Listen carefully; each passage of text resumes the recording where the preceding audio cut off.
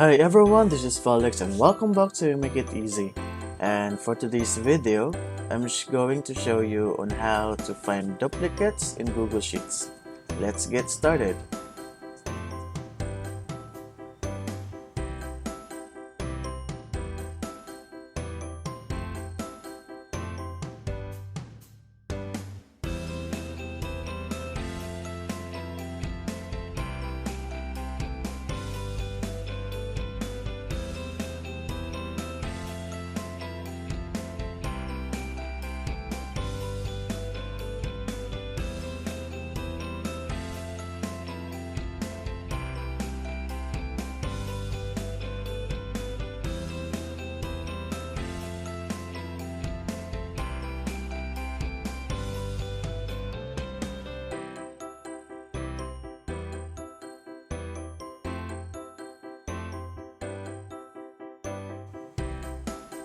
And that's it.